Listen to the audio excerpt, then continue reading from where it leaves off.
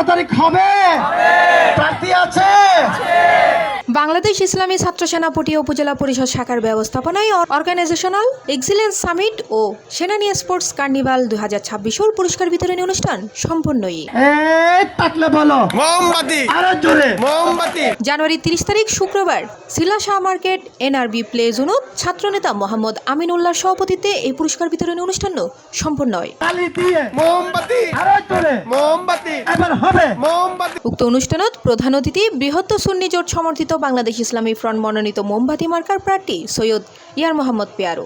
বিশেষ অতিথি আছেন বাংলাদেশ ইসলামী ফ্রন্ট পটিয়া উপজেলা পশ্চিম পরিষদের সাধারণ সম্পাদক মোহাম্মদ আব্দুল্লাহ আল হেলাল। প্রশিক্ষক আছেন বাংলাদেশ ইসলামী যুবসেনা চট্টগ্রাম দক্ষিণ জেলা সহ সাংগঠনিক সম্পাদক যুবনেতা মোহাম্মদ শাহাবুদ্দিন।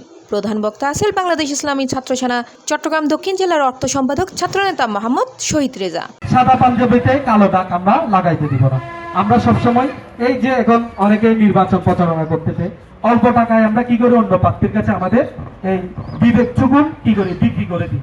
এটা কেন করব? ওই 500 টাকার জন্য কি আমি চলতে পারবো না? ওই 500 টাকার জন্য কি আমি থেমে থাকবো? তাহলে আমরা কেন আমাদের বিবেক চুগুন এই 500 টাকা দিয়ে আমরা বিক্রি করবো? এরকম কাজ আমরা ভুলেও করবো না। এন্ডে আমন্ত্রিত অতিথি আছেন জননেতা কাজী মোহাম্মদ মনির উদ্দিন, HM এনামুল হক, আসিফ, রাকিব, আকিব, জুয়েল, বাবর সহ আরো বোধকেও। পার্শ্ববর্তী এলাকার আমাদের প্রতিবেশী যে ঘরগুলো আছে, ওই ঘরে যে সন্তানগুলো আছে, তারা আমাদের এই সংগঠনে, আমাদের এই আদর্শে অনুপ্রাণিত হয়ে আমাদের দলে যোগদান করবে, ঠিক কিনা? সংগঠনের পাশাপাশি আপনাদের খেলাধুলার যে আয়োজন হয়েছে, আমি এটা নতুন একটি আয়োজন আমাদের ভুবনে, এটা নতুন বললেই চলে। এই আয়োজনকে আমি সাধুবাদ জানাচ্ছি। এন্ডে চ্যাম্পিয়ন হই ছাত্র সেনা সাইদার মাদ্রাসা রানার্স আপ ছাত্র সেনা কুসুমপুরা ইউনিয়ন শাখা। যদি জ্ঞান না থাকে তাহলে আমাদের প্রতিপক্ষ যারা রয়েছেন তাদের সাথে কথা বলার কোনো যোগ্যতা থাকবে?